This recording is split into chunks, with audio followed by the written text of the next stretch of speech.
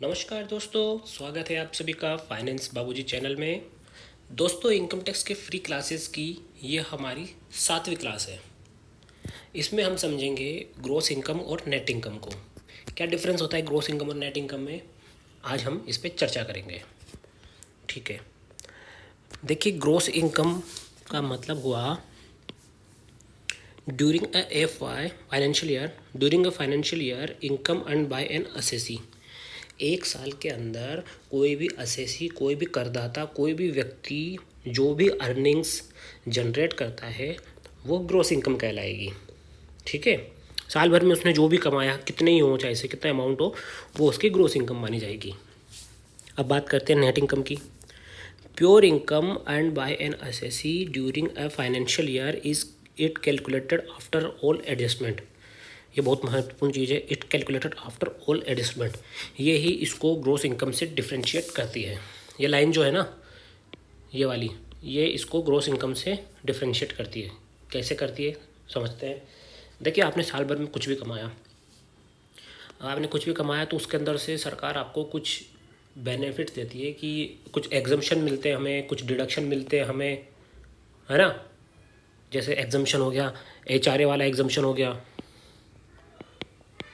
HRA हो गया, standard deduction हो गया, डिडक्शन एटीसी से, एटीसी टू एटीयू हो गए। ठीक है, ये सारे हमारे लिए बेनिफिट वाली चीज़ें होती हैं। ये जब हम अपनी ग्रॉस इनकम में से लेस कर देते हैं तो हमारी नेट इनकम आ जाती है। ये नेट इनकम जो होती है, इस पर ही हमें टैक्स देना होता है। देखिए, tax is always payable on net income. हमारी ये जो नेट इनकम आएगी ना, इसी पर हमें टैक्स देना है, और ये हमारे लिए फ़ायदे की चीज़ होती है। कैसे होती है, मान लीजिए आपकी ग्रॉस इनकम है 8 लाख रुपए।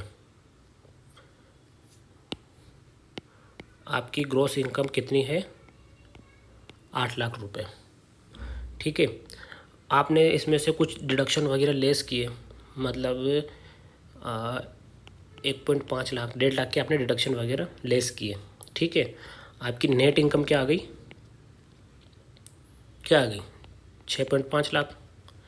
अब आपको जो टैक्स देना है वो इस 6.5 लाख पर देना है, न कि इस 8 लाख पर।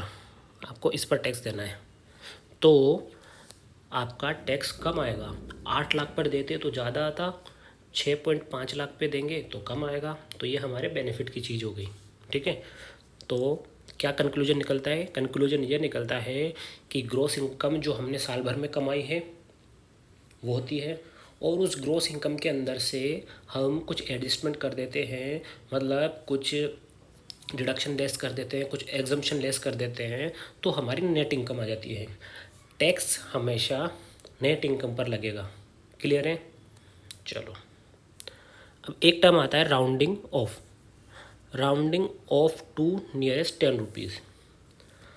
हमारे पास क्या होता है कि दो कंडीशन होती है, या तो हमारा टैक्स बन रहा होता है,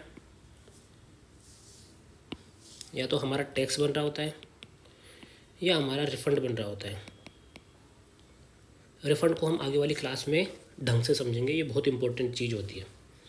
रिफ़ंड में क्या होता है, मान लीजिए आपका टैक्स बन रहा था 100 रुपये का, आपने जमा करा दिया था टीडीएस के रूप में 80 रुपये,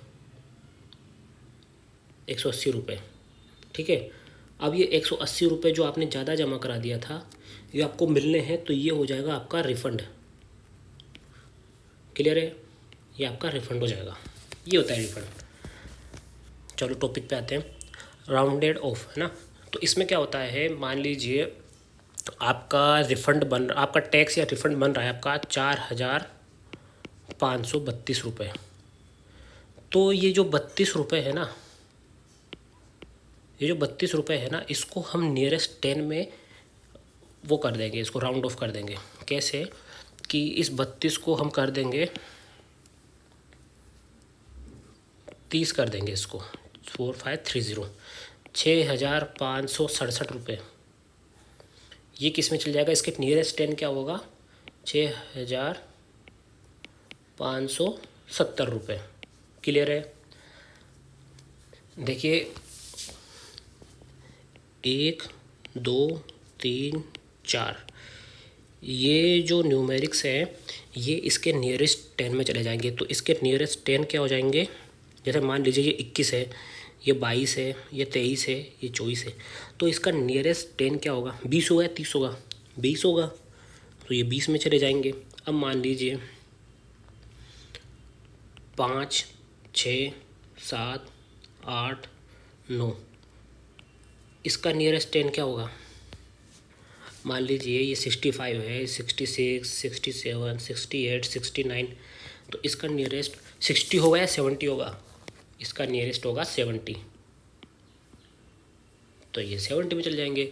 मतलब 5 या 5 से ऊपर वाले जो न्यूमेरिक्स होंगे वो आगे वाले 10 रुपीज़ में चले जाएंगे, और 1 से लेके 4 तक जो होंगे वो पीछे वाले न्यूमेरिक्स में उसमें चले जाएंगे, 10 के उसमें।